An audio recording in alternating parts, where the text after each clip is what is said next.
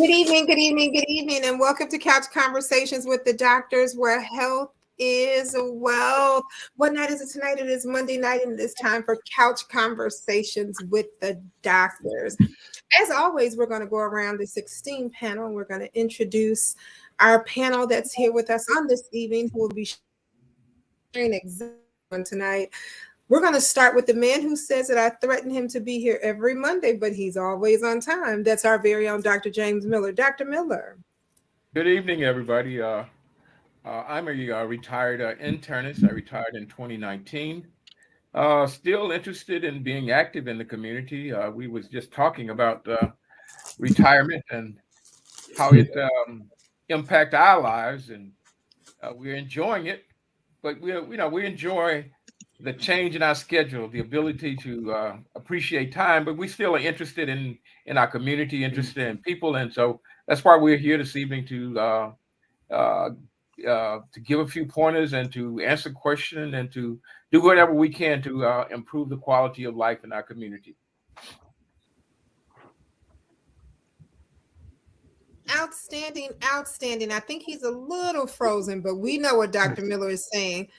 To my colleague who's here with us on this evening, who usually leaves us and go and have fun in the sun, but a little birdie told me that he is now back in Chicago. That's our very own Dr. Douglas Graham. Might that bird be correct?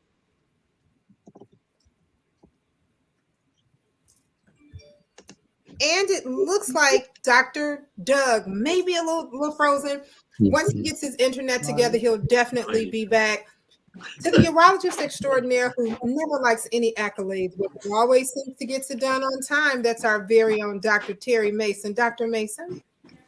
Thank you so much, Nikki, for you and the congressman providing this platform. It's always good to be here with my colleagues.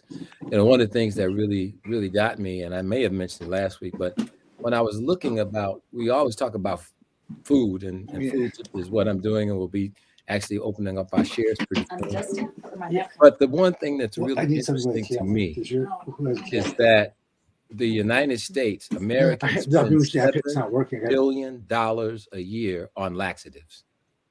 $7 billion a year on laxatives.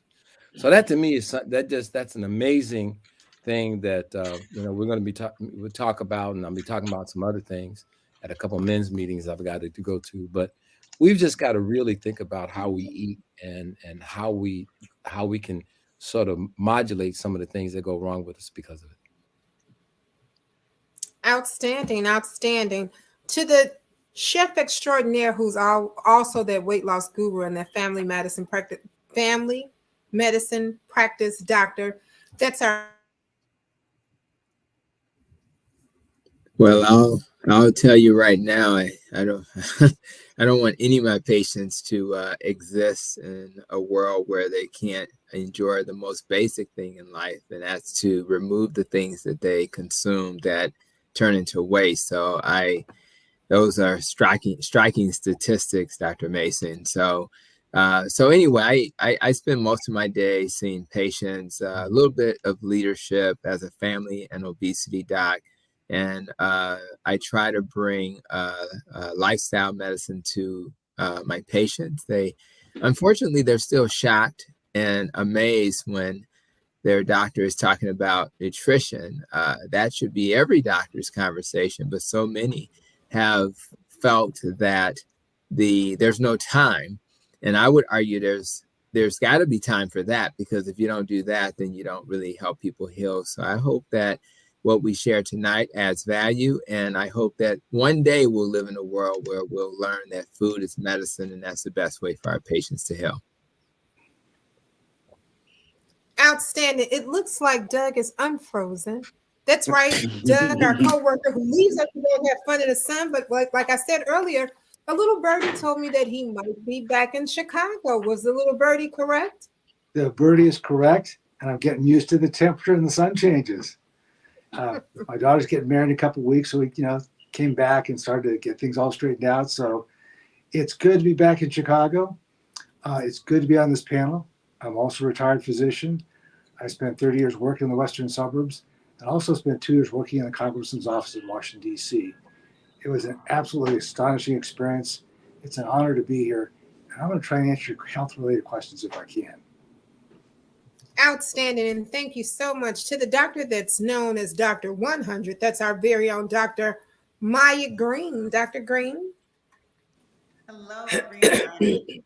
Hello, Nikki. Hello, Congressman and esteemed colleagues. I'm thankful for this time. You know, Nikki, I was thinking earlier this week about the importance in our communities about gathering, you know, and I just want to give a shout out to you because she gathers, okay? She gets people together to talk about community and uplifting. And thank you for the gathering you do. I'm glad to be here. Well, thank you so much. Thank you so much. To the art extraordinaire, the guy who has the best art in the world. Know that the Congressman's art competition is coming up too. We're going to make a brief announcement about that at the end. But that's our very own Joseph Harrington. Joe Harrington. Well, good evening, Nikki, and thank you and the Congressman for providing this platform. I'm honored to be here with my esteemed colleagues. I'm looking forward to providing some information when and where I can. My career has been mostly in healthcare and public health. I worked at 3 different hospitals and worked for the city health department as well as the state health department, and retired in 2017 as the regional health officer for Cook County. Outstanding. I want to say hey to Jack Lynch, who's here. He says, good evening, team. Jack, you will be here next week, so get ready. To Tyrena Newkirk Sutton. That's right. We got to have the Sutton on the end, who says, hi, everybody. Good evening and happy Monday. Congressman Davis and Nikki, and to all the doctors. Linda Johnson is here, and she says hello to everyone just as well. Well, Congressman? Let me tell you, I had so much fun this weekend until I almost had to pinch myself because I enjoyed the weekend so much. As a matter of fact, it reminded me of the little saying we used to have that Adam and Eve and pinch me tight went over the river to see a fight. Adam and Eve came back before night, and so who was left to see the fight? Well, you know, obviously pinch me tight, but there was so much good stuff. I mean, so many places that I went. I visited Dr. Horace Smith's church on Saturday morning. Of course, Dr. Horace Smith is not only an outstanding physician, but is also a bishop, a presiding bishop, a super bishop in his religious order, and has built one of the most outstanding church places in the United States of America. When you walk in there, you just get a certain feeling. And of course, former Fire Commissioner Jerry Jones, Bishop Jerry Jones, who was an outstanding public servant, but also a tremendous religious leader. And there are a lot of people who don't know the characters in our community, and don't know the people, and don't really know much about what they do and who they are. And of course, his wife had passed away, and I attended her going away services.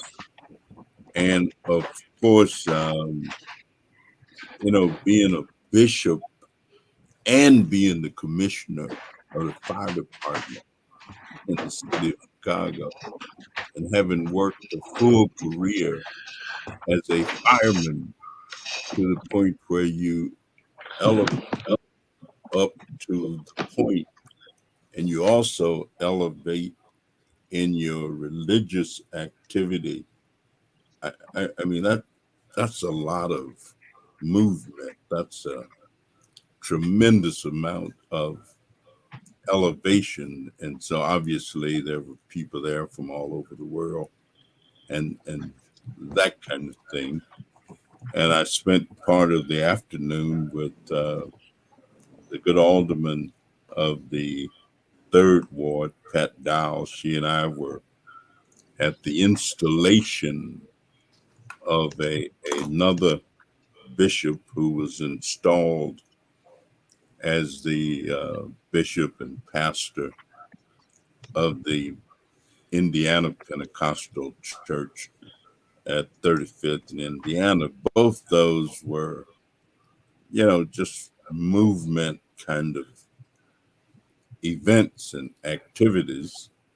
And then Saturday evening, I was pleased to be honored by the Safer Foundation with their Visionary Award, where not only did they give me an outstanding plaque, but they also announced that they were naming their building at Kedzie and Arthington, which used to be the Sears YMCA, that when they get through, it's going to be called the Danny K. Davis II Oh, that's great. Chance Work Center building or whatever. And so it was very inspirational to me. And then yesterday, I visited an Aryan church and had a great time at some friends of mine who have children and they were having the baptisma for their latest one of three sons, I think, and a daughter that they have. And we were joking because there were two African Americans in a congregation of about 2,000 people. And that, of course, was myself and Fred Davis, the fellow who went with me. And we just had ourselves a ball. But since we're talking about food all the time, I went to the Soul Food Restaurant on 75th Street, where a street sign was being named for Prince Asiel Ben Israel.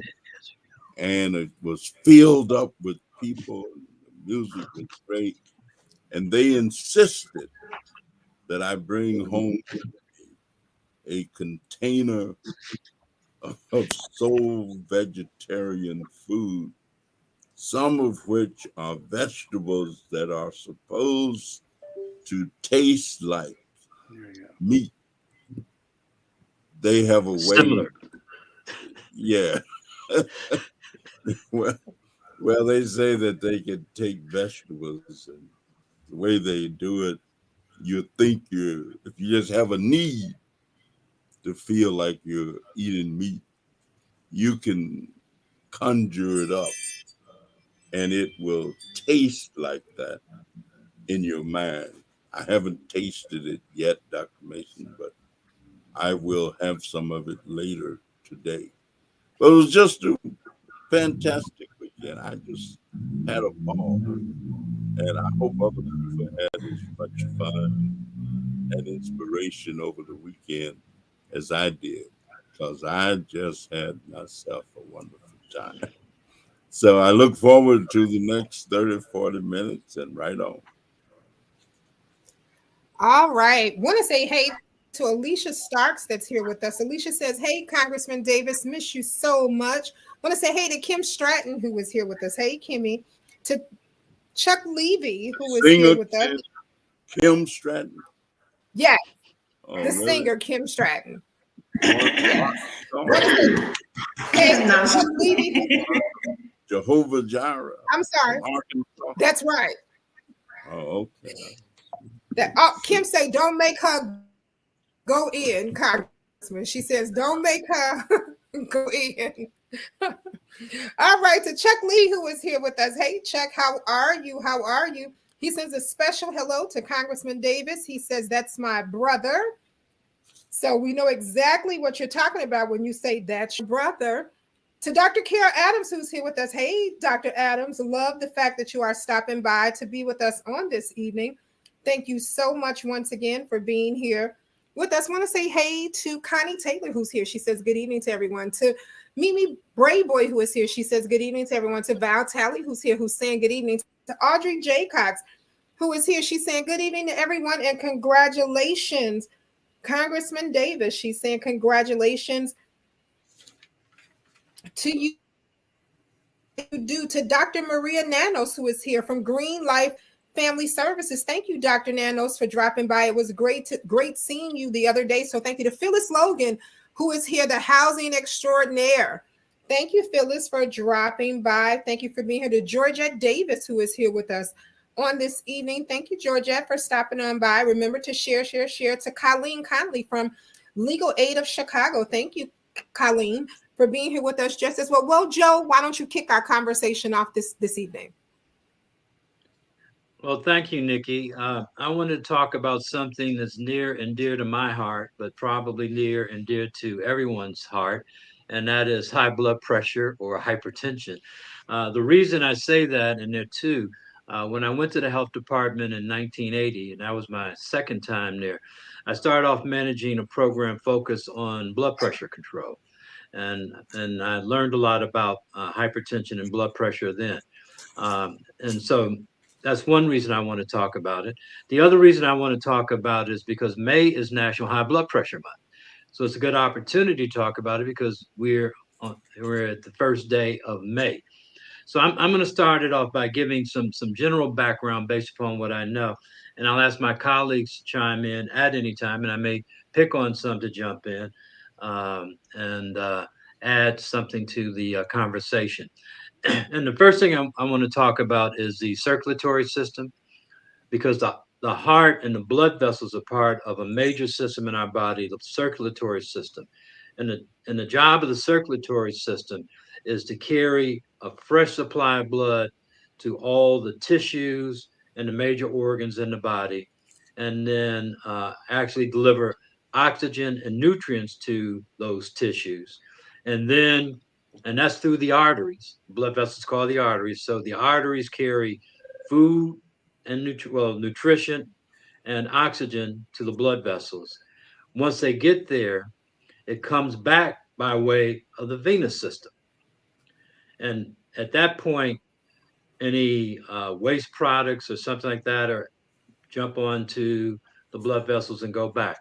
But what makes this system go really is the heart. The heart is the pump. It gets the blood out to the rest of the body. And so there are a number of things that can cause problems with the heart, but not being a physician, I'm not going to go into it. But one of the things that we know is that high blood pressure is also called the silent killer. And it's called the silent killer really because, unlike what many people think, it really doesn't have any symptoms. And I've said this before and said it on this program. I worked with a cardiologist, Dr. Frank Douglas, years ago, who used to be the chief of cardiology at the University of Chicago and ran their hypertension clinic. And he said something I'll never forget. He said that there are only 3 symptoms of high blood pressure hypertension. Can anybody guess what those symptoms are or what he might have said? I don't know. Well, would those be stroke and heart attacks? Stroke, heart attack. Oh, go ahead. That was right. Stroke, heart attack, and kidney failure were the 3 symptoms. Those are end-stage diseases, but elevated blood pressure will cause them over time. And that means it's been elevated for a long time.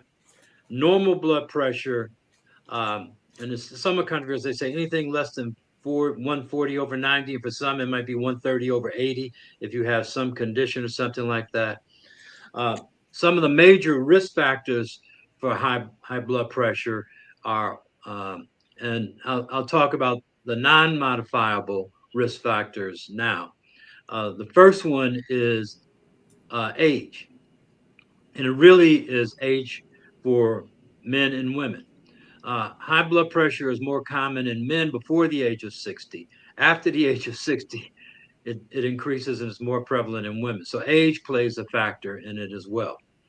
The other one, risk factor that you can't change is, and that's your gender too, so you can't change your gender. And the other thing is race. Race is not modifiable. You're born a certain race, and for some reason, and I don't think we completely understand why, and there are some people that may want to try to address that. Race seems to be a factor, and African Americans have the highest levels of hypertension or high blood pressure in the country. Smoking is a risk factor. Smoking and will increase your blood pressure. And so if you're a smoker, you need to stop smoking. If you're overweight, that will increase your blood pressure as well. So those are some of the risk factors associated with hypertension. And I think what I'm going to do now, because I don't want to go too far and to get into topics that I really can't discuss, I'm going to throw it to Dr. Tony, because he, I'm sure, sees a lot of patients with hypertension, that, and maybe talk about some of the things that he does. And I know he has some things related to nutrition that he'll talk about that could help you better manage your blood pressure. And Dr. Mason will as well. Dr. Mason will talk about things that you can do nutritionally to better manage your blood pressure. And also if you lose weight. I believe for every 10 pounds you lose, you could actually drop your blood pressure 1 millimeter of mercury, probably even less. And I remember when Harold Washington died, and I had a chance to talk to his cardiologist. What a lot of people recognize but really didn't know is that he did have high blood pressure. And Harold Washington gained, and this is what they say, during the time he was in office, he gained 100 pounds. And what his cardiologist talked about is that for every 10 pounds you carry, that puts a burden on your heart. And he says, like carrying around a 10-pound sack all day long. Every time you stand up, you lift an additional 10 pounds. And so imagine what it would be like to have gained 100 pounds. So every time you stand up, you're lifting an additional 100 pounds, which is putting additional pressure on your heart. And so over time, that's going to make your heart weak and make it not function properly. But I'm stopped there and toss it to Dr. Tony to talk about it. And maybe some of my colleagues may want to join in as well. As Tony comes in, I want to ask him, does that include blunts? Yeah. What the fact? What is that, blunts too? Well, if I were to chime in on that, if you get exposed to something you're smoking to relax, like a blunt, cannabis, etc., there are people who would argue that that's definitely a way to relax and that'll help your blood pressure, but it is a potentially toxic substance. And a lot of people in the community, they will get these substances from folks on the street who have cut it 100 different ways. And so I do not recommend that as the go-to method to help your blood pressure. But if I were to say, well, what supplements, and I will say this first, whenever you're talking about blood pressure, you start with lifestyle, you start with diet and exercise, stress reduction, adequate sleep first. After you have maximized that and you're like, I want to add something beyond my blood pressure medicine if I'm needing it, then you would start thinking about supplements that include magnesium.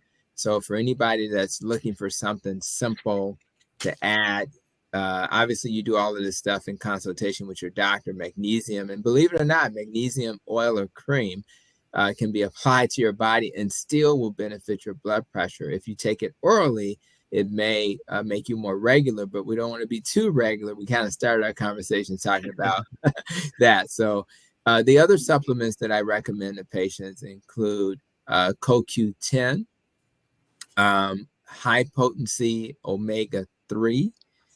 There's something called citrulline that turns into arginine, and then arginine turns into nitric oxide. Most of us are familiar with nitroglycerin and how when we're having chest pain and we want to open our arteries up, which is good for your blood pressure, you need nitroglycerin. Well, you can naturally make that with citrulline, which is typically made from the peel of watermelon, believe it or not. So, and it's not just good for your blood pressure, guys. It's good for your friendly friend down below, because you want to increase the circulation down below if you want to be healthy sexually. But guess what, ladies? You also need sufficient blood flow down there as well. So it's a great supplement, again, called citrulline. You want to try to get that in a form that's as pure as possible, not synthetic. And then, of course, the most obvious stuff, apple cider vinegar. My patients tend to take like a tablespoon, diluted in water, and garlic capsules, high potency, or garlic in your diet as regular as possible. So I'll just kind of say, since we started with, what do you add? Do we add cannabis? I would prefer the ones I just described. And the other thing I want to say about high blood pressure before my colleagues comment is that if you are wanting to reduce your blood pressure, you have to understand the root cause. And mostly it's inflammation. So you need to think about what's a nice anti-inflammatory diet that I can use to achieve my goals. You'll hear about diets like Mediterranean. You'll hear about plant-based diets, and you'll hear about things that I support, which is low carb. And all of those diets are anti-inflammatory. And if you do it the right way, where you're not producing too much insulin through your diet, because too much insulin will make you absorb all of that extra salt you don't want to absorb. It'll make you damage the lining of your cells. We call those endothelial cells. It'll make the macrophages, which are part of the inflammatory system, come into your arteries, cause a lot of inflammation. That will then lead to the stiffening of your arteries. And by the way, when your arteries get stiff and irritated, you stop making nitric oxide that your body naturally would make. So the key is the right diet, movement, less stress, and all of those things. And actually fasting helps your blood pressure too. So that's kind of what I share with my patients. And if you think about all of those things where you have gaps, you fill those gaps, and then next thing you know, your pressure's better. So Dr. Tony, got a couple different questions for you. One, we have an anonymous question that says, taking garlic tablets, what can you do to keep from smelling? Sometimes it tends to ooze out of your pores. And then the second question is, so if you can find a remedy to help somebody with that, that's a question. And then Dorothy Murphy says, this is Dorothy Murphy. Dr. Tony, regarding blood pressure and magnesium, does bathing in Epsom salt help? The answer is yes. I'll start with the magnesium question. Epsom salt is magnesium. If you look at the ingredients, that's all it is. So yes, since magnesium can be absorbed through the skin, you'll easily be able to use magnesium through Epsom salt as a way to help your blood pressure, help you relax, help you sleep better. Obviously, having some magnesium cream or oil handy is helpful because you can't get in the tub probably every day. It's probably not convenient. So I do believe that that's absolutely true. And the first part of the question was the garlic. And you typically can get odorless garlic capsules, and from what I've heard from my patients, that'll be sufficient, and most people will do really well with that. But you're right, garlic is very challenging, but the odorless garlic capsules will be fine. Well, that's outstanding, and I will be going to get a whole bunch of Epsom salt in just a few moments. But Congressman, I have a surprise for you. You have a surprise guest that popped in. Kim, there he is. Hey, Congressman. I am wonderful. How are you? I am good. Hey, everybody. Hi, Kim. Well, How are you? Ain't no hi, Kim. I just want to be like, Jehovah. Yes, come on. I am sitting there watching the us. excitement all over your face. I was like, oh my gosh, she's really excited. Yes. Me with no makeup and oh my God. Congressman, thank you. But now I'm always thankful, Congressman and Nikki, but also thank you for putting us in spaces where Oh, you having a moment? Are you having a moment? I have what I was gonna say about high blood pressure, and this just threw me all the way off. Well, Chicago's such a great town, unbelievable place, great city, and thank you, Kim, so much. Oh, we enjoy you so much too. Thank you. Thank you.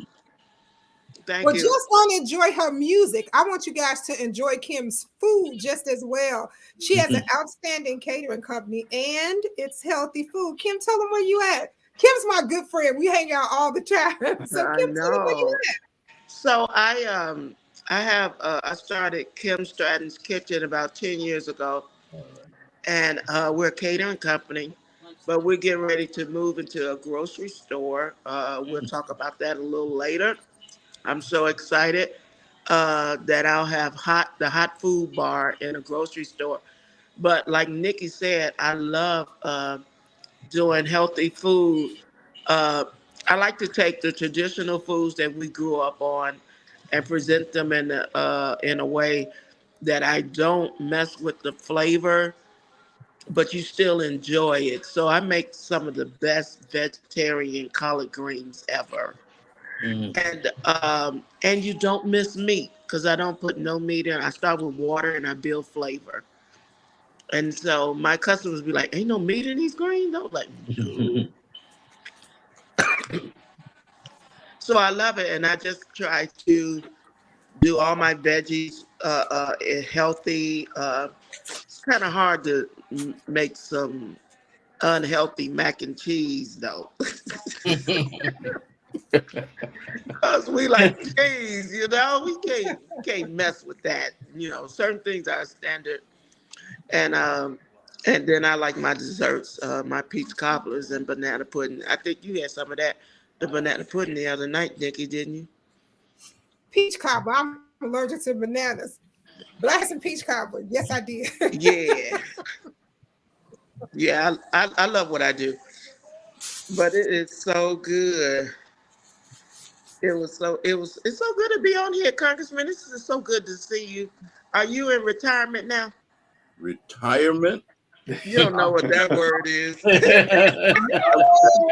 Robinson ribs. Dinner I went to Robinson ribs Whoa. yesterday Oh for wow. dinner and just ran into so many wonderful people there having dinner. It was just great to see them not only enjoying what they were enjoying, but to see them in a black owned establishment that Right. also helps to make you healthy. See, I always say that you're healthy when you are performing your social role obligations that are expected of you. And so it gives you a sense of peace. And so having dinner for me on a Sunday afternoon in a black owned establishment adds to my psyche. And that helps me to be healthy. So food is a big part of that.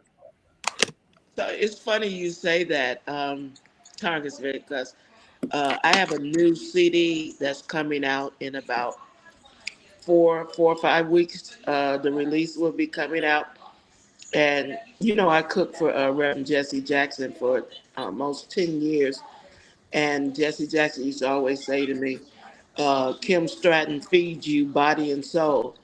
So we're launching a body and soul, feeding you body and soul tour where I'm going to be cooking and singing on tour across America. So I'm really excited about that.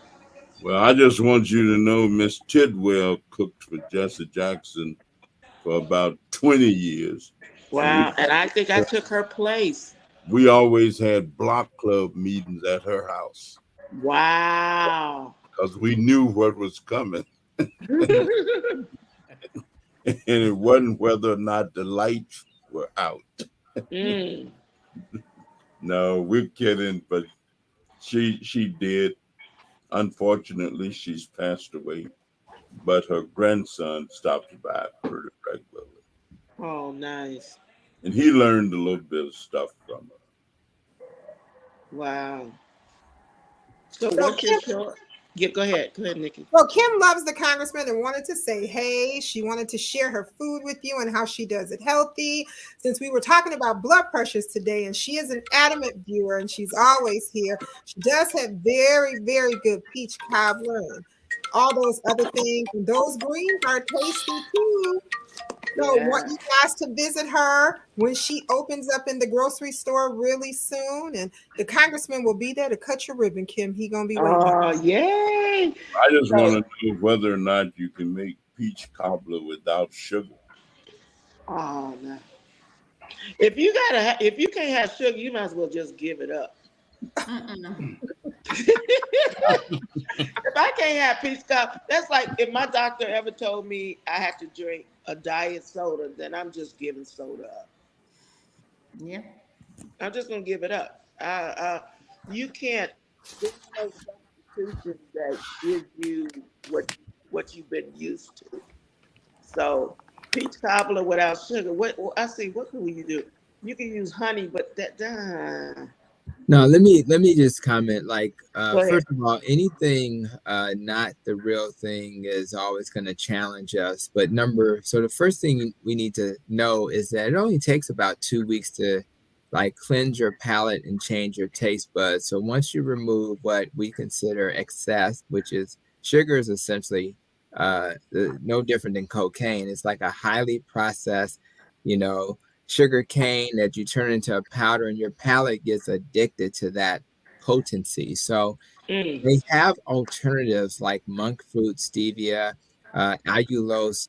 There's still things that were converted into that, a substance, but they're considered safer for a diabetic because allulose, stevia, and monk fruit won't raise your blood sugar at all. So if you're trying to feed a family member who's diabetic and they just gotta have it, they do have those alternatives, but it's not for everybody because if you get triggered by those sweets and you're just going to want more sweets in spite of having had something made the right way, you're still going to struggle. So there may be a path, Yeah. even as you think about what you're going to be doing in your world of cooking, where you have a way to prepare those foods in a way that will honor a diabetic and a hypertensive, but will also give them a taste. My kids make cheesecake and chocolate cake and all of that stuff, but they don't use sugar or flour. So they may use almond or coconut flour and things like that. So there's a way to work it.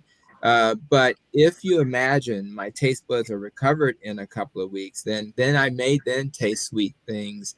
Like I'll taste a strawberry and it'll taste sweet to me finally. It didn't taste sweet to me when I was eating, the cheesecake right next to it. But if you separate yourself enough for a long enough time, but 2 weeks is very easy. But again, most of us never give ourselves our palate a break like that. And then when it comes to the mac and cheese, I'm very much familiar with cauliflower mac and cheese. And Yeah, yeah, that's the good. question is is the cheese okay? And what I'm trying to suggest is the cheese actually is not the end of the world. And most of that language around cheese is related to saturated fat, maybe related to sodium, but the idea of the saturated fat is for 100% related to heart disease has been, and again, this is where there's conflict, but the Journal of the College of Cardiology has said, based on re-looking at the research, that saturated fat may not be as harmful as we once thought. Therefore, I don't know that you need to be afraid of saturated fat from cheese. So it's a lot of different messages that really make us so nervous about eating food. And what I tell patients is when you change your diet, you measure things to see if you're being negatively impacted. And then once you are measuring those things and you're finding, I'm actually doing okay, guided by science, you can actually do better. But it is definitely a long conversation and very nuanced, and it does depend on the individual in front of us. So some people tolerate certain foods more than others, while some people don't. So I think there's a possibility. I think with your expertise, it would just require getting some more knowledge based on what things Yes. harm certain types of people, and then trying to tweak what you prepare. Because you're right, I'm not going to eat something that, even if it's made with this, alternative, if it's not tasting good, what's the point of eating it? I mean, these are desserts that are comfort foods, and they need to just be prepared in a way that doesn't harm people. So there is a way to do it. I don't make those kind of foods. I don't need those kind of foods, but my kids do. So we'll do it in honor of what their palate still wants. And I think so there's hope. And there's a way to eliminate all those chronic diseases by preparing foods the right way. That makes I'll sense. just get me some sugar-free Jello and go on to bed.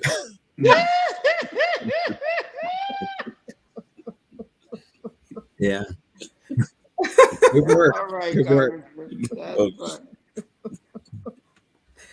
Sugar-free Jello. Yeah, I don't know how that's gonna work out, Congressman. Sugar-free Jello. That's all right. Yolanda Williams is here, and she says, "Good evening to everybody." Dr. Mason, you missed Kim's comment about her greens with no meat. How you could never tell the difference. I hate that you got cut off when that happened because I knew you would have been clapping over there with your greens with no meat. No, I do it all the time. I mean, because cooking is chemistry. That's all cooking is. It's just chemistry. And you got to know there's certain things that give you acidic taste, certain things give you sweet taste, and it's a matter of how you mix those things up. And our taste buds over time have been accustomed to a certain sort of chemical reaction from the foods that we eat, and that's all guided by how they're seasoned. And so that's what we do. I mean, I used to make I grew up eating greens with ham hocks and everything else, but now I don't use any meat at all, and I've learned to use things like, you have to use everything according to some sort of formula. But for example, Bragg's amino acids. I use a lot of Bragg. I use Bragg's for certain flavors.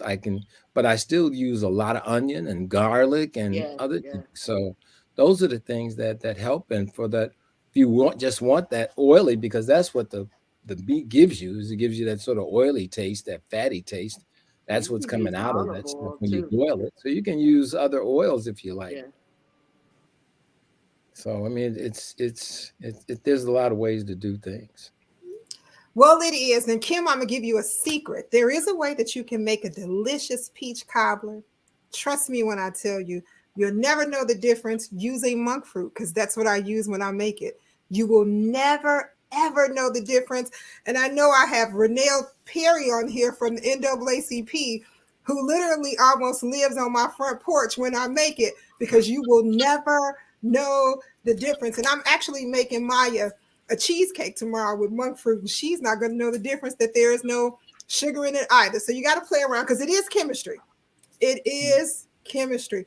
Dr. Graham, you look like you wanted to say something about hypertension. Or was it Maya? It was one of you. I think it was Maya. And I think Maya got thrown off when she saw Kim's face pop in. I was like, no, wait a minute. We're going to, yes. All right. Yeah. So thank you. Still a little like, yay. Okay. I do want to say one thing about high blood pressure. The easiest way, before we get into all the wonderful things my colleagues are saying, the easiest way I explain it is I remember when I was younger and I had to blow up balloons. And you had that one balloon that was like the bulb wasn't the right size, but they put it in the packet, and then you sit up there doing like this. And you do it, right? So if everybody just do that for 5 seconds. Ready? Go. Now, do you feel the stress on your cheeks? On the nerves and the muscles in your cheeks, right? So imagine this part, the mouth, is your heart. That balloon or that little hole is our arteries, right? And high blood pressure is the pressure that your heart experiences as it's trying to, right? And if you felt that after 5 seconds, and then you stop. Remember when you try to blow it up, you be like, forget it, I'm gonna stop. Then we got the bicycle pump and all that other stuff. If your heart stops and takes a break, it's called a heart attack. Right? And so your heart can't do that. It has to go 24 hours a day. While you sleep, while you woke, while you at work, it has to keep going. But the only difference is we have more nerve endings here than we have directly on our heart. And so that's why you don't feel it. But just know, when you take your blood pressure, if it comes back higher than 120 over 80, that's what it's doing, 24 hours, not 5 seconds. And high blood pressure is the pressure your heart feels when it tries to pump blood, oxygen, and nutrients to the rest of your body. And then when it kind of gets tired, like your jaws got tired, right? And it's not as efficient, then that's where kidney disease is not as efficient because you're not getting nutrients to your kidneys, your brain, your heart. It has to pump blood to itself, right? And so those three that Mr. Harrington mentioned, heart attack, your heart took a break, wasn't getting enough blood, you know, stroke, a lot of times your brain takes a break, wasn't getting enough blood, kidneys took a, like they're not getting enough blood, so they're not functioning. So just remember that, right? We don't want the pressure on our hearts. That's it. Yeah, I've also heard blood pressure described using a water hose, that you can increase the pressure or you could reduce the pressure. If the hose is rigid or if it's bent, that will affect the pressure as well. So there are a lot of things that will affect the pressure in your arteries and your blood vessels. The other thing too is that when we're born, our blood vessels are basically clear, but over time, um, cholesterol and plaque and other things develop on the arterial wall, and that could clog the blood vessel and cause a problem as well.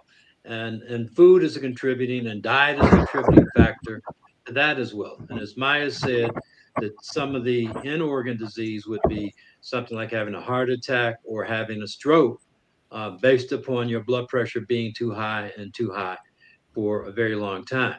But a lot of times, again, the thing that makes it so, well, not difficult, but it's just the fact that most people don't have any symptoms. And so you can't tell when your blood pressure is high and you can't tell when your blood pressure is low. And so you don't want to wait till you have a major event. And if you've been diagnosed, you do need to take your medicine and take it as directed. And there are things that you can do to reduce your blood pressure. Losing weight is one. Eating a healthy diet is another. Being physically active, those are ways that you can actually reduce your blood pressure. Just jump Joe, I into a think I couple want to other just things that I think is important about Oh, I'm blood sorry. pressure, and that is this. The only way for you to know that you have hypertension is that you measure your blood pressure. And oftentimes, people have no symptoms and they don't understand that their blood pressure is high because they haven't had it measured.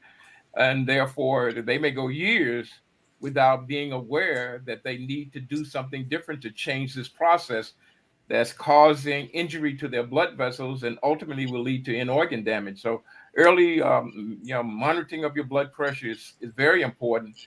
And also, if you have a family history of having high blood pressure, other folks in your family have high blood pressure, it becomes even more important that you may get your blood pressure measured and know what that blood pressure is, and not just one time, because the blood pressure may be normal this month, and next month it may be starting to creep up. So it is something that is necessary to have the blood pressure measured, because that is the only way that you're going to know. You can't wait till you get a headache. You can't depend on other things to tell you, other than having it measured and knowing that.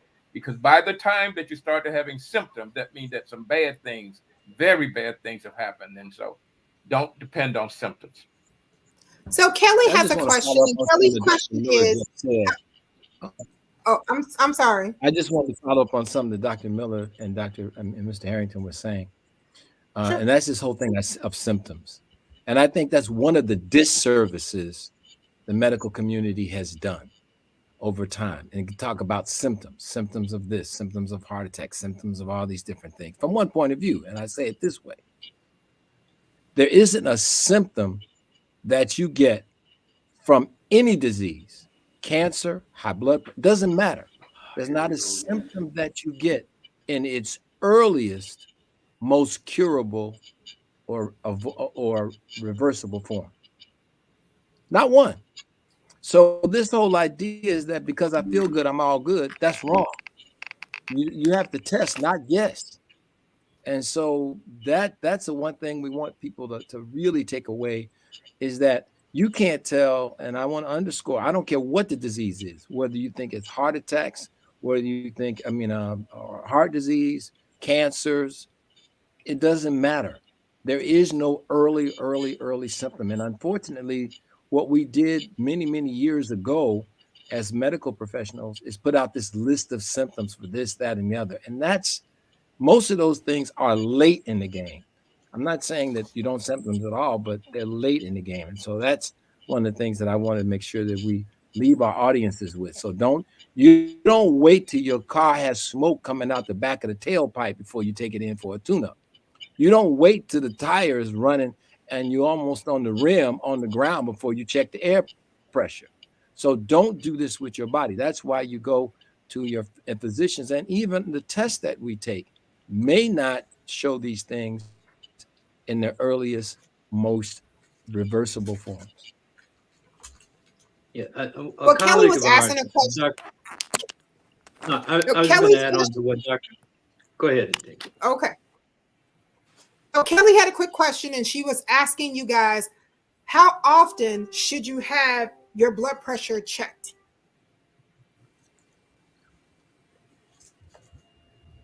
I really think it just depends on whether or not you have uncontrolled blood pressure or not. Like if somebody comes to the clinic and they are, 180 over 110 or something, that person should be checking their blood pressure probably every day.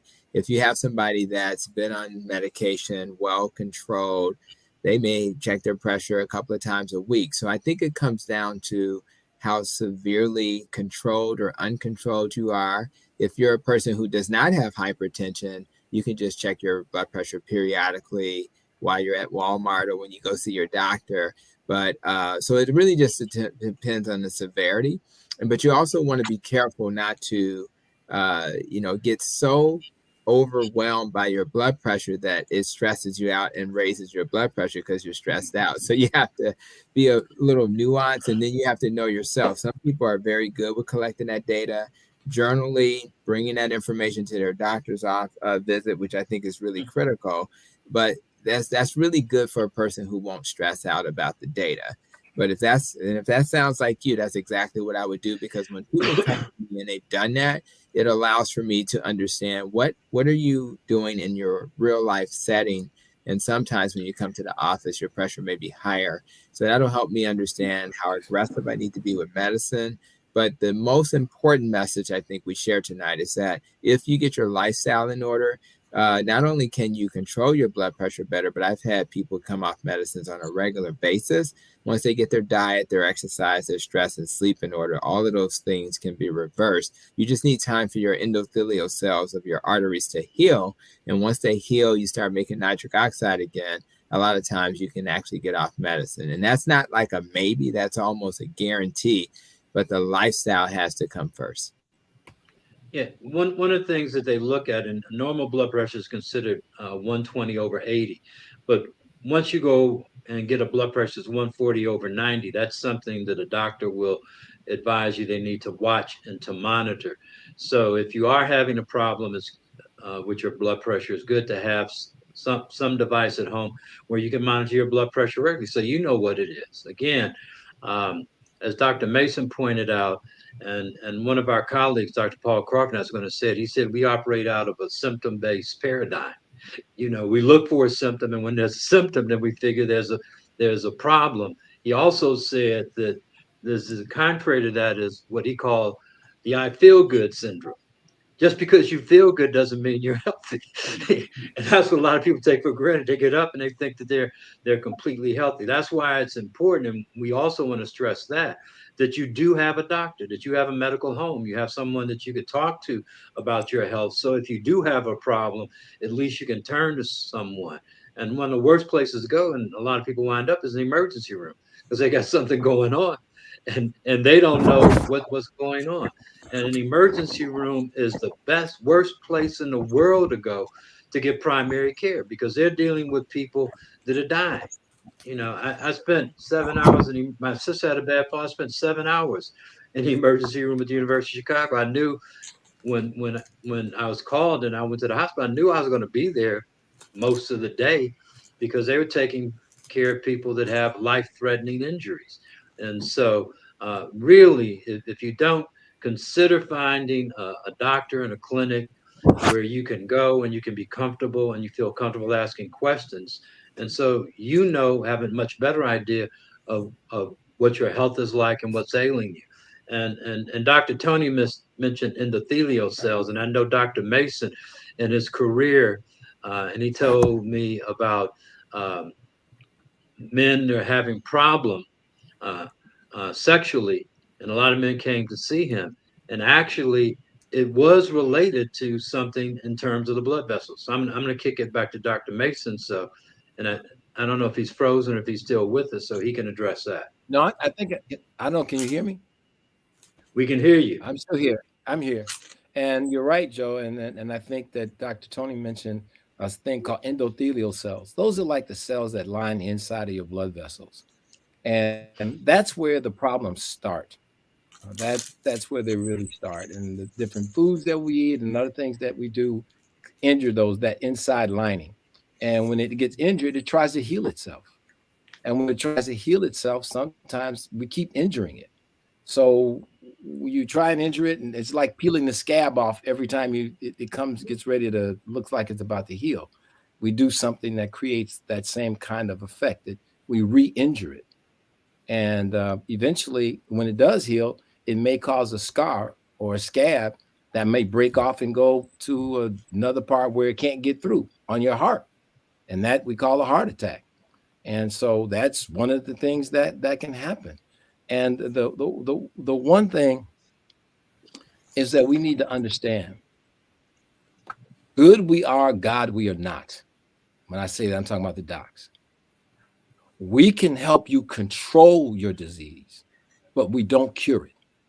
So when you take your medication for your blood pressure, that blood pressure medicine may make the number better because it's controlling the blood pressure, but it is not curing the blood pressure. So that's a different conversation that you have to have for how you begin to think about getting off your medication. Because yes, your numbers will look great if you're under good control with the medication, but it does not mean that you can stop taking the medicine and it's going to remain that way because most times it will not. So we need to understand that when we start talking about curing it, we've got to get to what's causing it and erase the cause. That gives you the cure.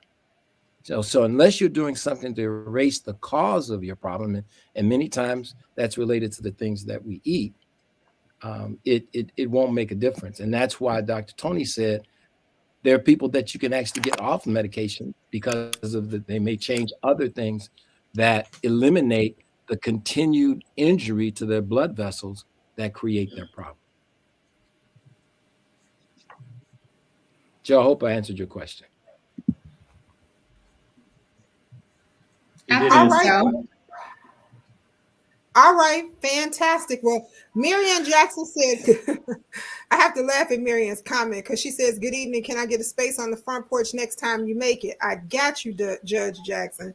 I got you. Mary Ballinger says, good evening to everyone. It is so good to see and hear you all. Tyrina Newkirk Sutton says, for people who have been diagnosed with high blood pressure, most health insurances cover the cost of for free or at a very low cost. That's correct. Thank you for sharing that.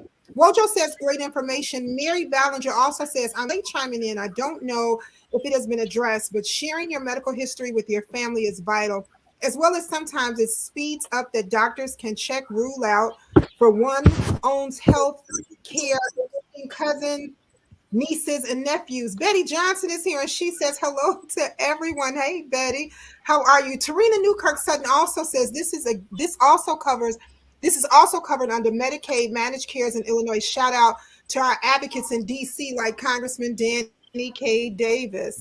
All right, well, I know you guys hate to hear me say this, and I know you do, and it is that time, but we have to talk about our Until Next Mondays because we've exhausted our time. I'm going to start with Dr. James Miller. Dr. Miller, your Until Next Monday. Now, prevention is worth a pound a cure, and it's cheaper too. Oh, That's my until next Monday. all right, keep it economical. That's what I like about it. Keep it economical. Tony, Dr. Tony Hampton, your Until Next Monday. I'll just wrap up by reminding people that, first of all, medications are bridge therapy, giving you time to make your lifestyle change. And that lifestyle change includes what I mentioned before, your diet, exercise, sleep, stress, but also alcohol can be a problem. If you overconsume alcohol, you're going to have stiff arteries. Um, Too much sugar is going to give you trouble. And for some people, even caffeine will raise their blood pressure. Many times patients come see me and are like, I don't know why my pressure is high. And then they had a couple of cups of coffee. So what you want to do is listen to your body. In my world where I do like low carb keto carnivore, I tend to need salt to be added to my diet, where a lot of people are salt sensitive and should avoid salt. But I mentioned earlier that when you have too many excessive foods that make your insulin go up, that's going to make you hold on to salt. So what I tell patients, if you reduce the insulin burden by eating the right foods that don't raise insulin, then you may be able to have a little salt in your diet and it won't harm you. So I think it's all about the individual that's in front of me. Depending on what they're eating, I give different recommendations. And I think ultimately, if you want to heal, please rely on lifestyle. Medicines are bridge therapy until you're able to adapt those lifestyle changes.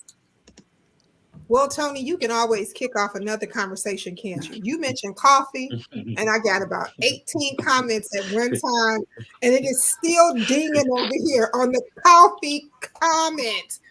We may just have to talk about coffee one day. Oh We'll my do that God, next time.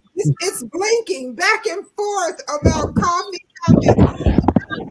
Until next Monday. Doug? I didn't hear who you called on, but I'll go ahead and give mine. I was calling on Doug. Doug was. You know, Nikki, I appreciate that. I just want to tie in together what Dr. Tony and Dr. Mason said. I'll tell you, I've been going out to dinner a couple times and looked at the menu. And if you start to look through the whole menu, you'll begin to see some of these healthier changes. Tonight we had Chinese. They had super greens on the menu. I've never seen that happen before. And I can tell you, they're very, very tasty. Better than some of the other stuff that was on the menu. So all I can say is look at the menu, try some of the stuff, and work toward that healthier lifestyle.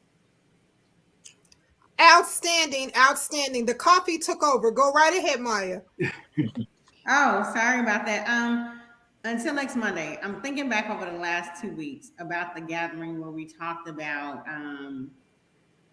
what we need for our community, about making spaces. I mentioned earlier, Nikki, the gathering that you do, and tying in with what Reverend Richter, an ounce of prevention is worth a pound of cure. That's wisdom, and thinking about how many times like Kim Stratton pops up in here. So many people pop up in here, and these are spaces that Congressman Davis and Nikki have made available. So I just want to thank you all for putting together this panel. Not only this one, live panels where community have access to our policymakers and people that advocate for them, but also putting together spaces where people who do the work we do are inspired, by inspirational leaders like Kim Stratton. So, thanking you for that wisdom and thank you for making those spaces is one of the greatest things that have helped our communities last this long and survive and thrive in spite of everything. And I know it's one of the things that will take our community to our next greatest level. And just thank you both, Congressman and Nikki. You're definitely kind of what our community needs. And thank you for all the service you do and will continue to do in the 7th District. But not only that, city, state, nationwide. Thank you so very much. Thank you so much. Joe Harrington, you're until next Monday. Well, I'm going to piggyback on what Dr. 100 Maya said, and I really want to commend my colleagues for taking time out every Monday to be here and to share their knowledge and wisdom with people. And I think they do it, and none of us are getting paid, but all of us believe we have an obligation to give back. So this is our opportunity to give back and hopefully share information with people that they find helpful. But we've talked about some numbers, so I'm going to give people 4 numbers they need to keep track of: their blood sugar, their blood pressure, their blood cholesterol, and their body weight. If you're looking for numbers to keep track of, those are 4 things to keep track of moving forward. Outstanding, outstanding. Dr. Terry Mason, you're until next Monday. Well, I say what was said in one of the holy books. There's a question that's asked: do you want to be well? And that's a question every time you decide what you're going to eat. You vote yes or no, whether you want to be well. And whether you decide when you have some of the conditions that we've talked about tonight, like your blood sugar or things of that nature, and you opt not to follow at least the things that help you manage it, the medications, when you decide that you're not going to take it, then you make a vote for not wanting to be well. We want you to be well, and we want you to be well as you can be without any of those things, and you can be that way. Food is, if we look at most of the diseases that we have, they're mostly food related, especially based on the Western diet. And I'll leave you, as I think I talked about last week, that statistic that really got me, that that the people in America are spending $7 billion a year on laxatives. And if you're going into drugstores, you'll see walls of stuff for laxatives.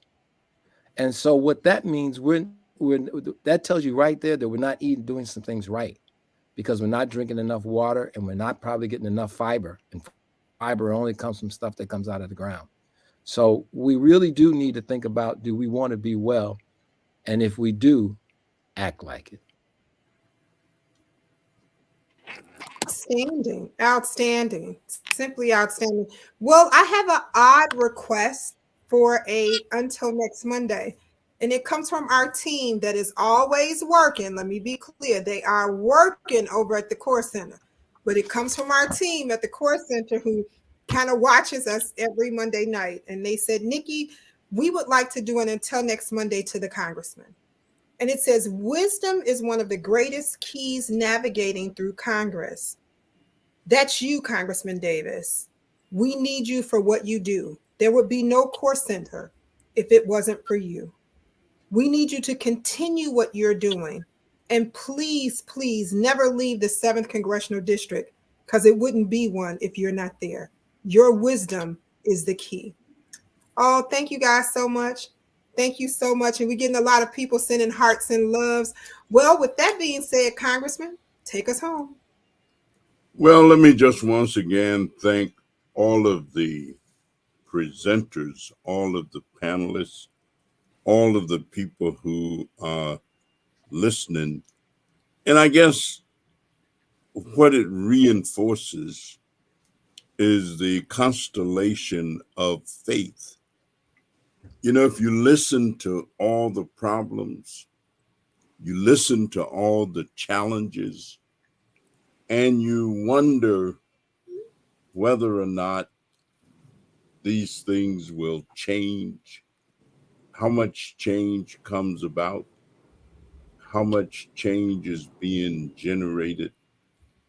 And I guess I'm always challenged with the idea how much of it you can do without becoming paranoid. And people lose hope. They lose faith. And so I thought of two of my favorite writers. One was this guy named Kipling, who said, if you can keep your head when all about you is losing theirs and blaming it on you, if you can trust yourself when all men doubt you, but make allowances for their doubting too, and if you can wait and not get too tired by waiting or being lied about or being hated, and yet don't look too good or talk too wise. If you can dream and not make dreams your master, if you can think and not make thinks in your aim, if you can meet with triumph and disaster, and yet treat those two impostors just the same, that's one guy who said, if you can just be cool, no matter what else is going on, just kind of know. And then you get the feeling of being overwhelmed. Maybe it's just too much to hope for us. If it's too much to do, it's too many things to try and deal with. And this woman, Helen Steiner Rice, wrote a little piece, and she talked about faith. She said, often your task will be many and more than you think you can do. But start out today with faith in your heart and climb till your dreams come true. Often the roads will be rugged and the mountains insurmountable too. But faith is a mover of mountains. There's nothing that God cannot do. But start out today with faith in your heart and climb till your dreams come true. And so you just have to keep dreaming. You have to keep climbing and know that I'm okay. You're okay. We're going to be okay. And the world is going to keep improving. And we're going to get better. People are going to get saner. I think of this guy who was out shooting his gun. And the people ask him, say, Mister, could you please stop shooting your gun? You're keeping us awake. He went back and got his gun, came back to their house and killed them all five of them. And so it's a challenge in our world and in our society.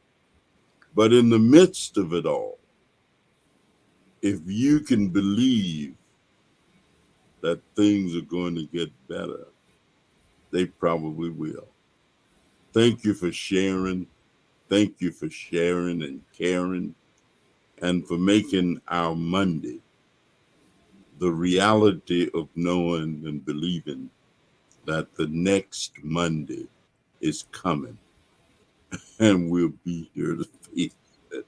So have a good evening, wonderful night, and I'm going to go test out that soul vegetarian food that Prince Asier's son gave me yesterday. Have a good evening. Thank you.